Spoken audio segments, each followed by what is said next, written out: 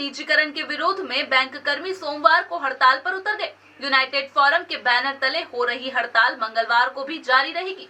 इससे एटीएम खाली होने की आशंका है। ऐसे में आपको डिजिटल लेन देन से ही काम चलाना होगा।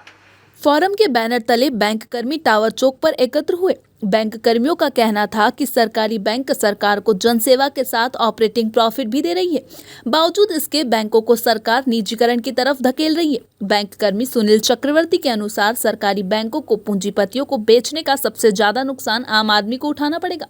अभी सारी जनहितकारी योजनाओं का क्रियान्वयन सरकारी बैंकों के माध्यम से होता है।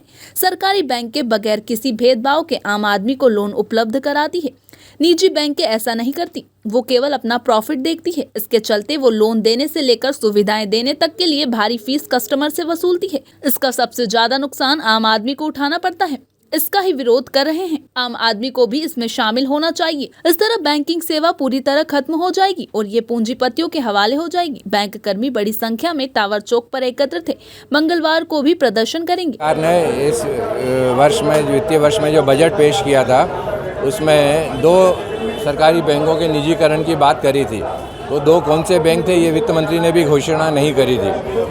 बैंकों के सरकारी बैंकों के निजीकरण करने के लिए है ना, उसमें जो अभी भारत सरकार का स्टेक है, जो पूंजी उसकी लगी हुई है, उसको डी इन्वेस्ट कर रहे हैं वो है ना। वो शेयर मार्केट में खोल के उद्योगपतियों को इनवाइट कर रहे हैं कि आप आइए और बैंकों में पूंजी लगाइए। उससे क्या होगा कि जो बैंकों में नियंत्रण है वो सरकार के हाथों से हटके वो कुछ चुनिंदा उद्योगपतियों के पास चला जाएगा, जिससे कि आने वाले समय में वो अपनी मनमानी किया करेंगे, उनके हिसाब से लोन फाइनेंसिंग या वित्तीय पॉलिसियां बनाया करेंगे।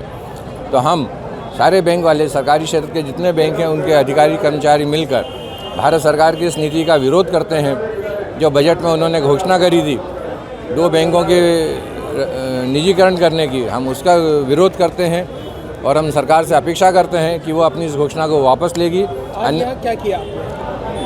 यहाँ पे सभी सरकारी बैंकों के, स्टेट बैंक और सारे जितने सरकारी बैंक हैं उनके अधिकारी कर्मचारियों ने मिलकर यहाँ पे रैली निकाली है।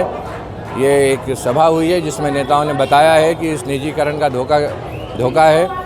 ये न केवल बैंकों के अधिकारी कर्मचारियों के लिए परेशानी का सबब है, बल्कि आम जनता के लिए भी इसमें तकलीफ़ होने वाली है। क्योंकि अभी शासकीय जितनी भी योजनाएं हैं वो चाहे बीमे से संबंधित हों, चाहे फाइनेंसिंग लोन से संबंधित हों, जो अभी हम गरीब तबके को लोन देते हैं या जो उनका बीमा करते हैं, वो सब पूंजीपतियों के बैंक में चला जाएगा, जिससे कि उनको बहुत तकलीफ़ होने वाली है। यहाँ से हम इस मंच के माध्यम से जनता को आगाह करना चाहते हैं कि सरकार की इस नीति का पुरजोर विरोध करें। हम लोग भी विरोध करते हैं। क्या नाम है? मैं Hemant Shrivastava, bank of India officers association का मध्य प्रदेश छत्तीसगढ़ इकाई का अध्यक्ष हूँ।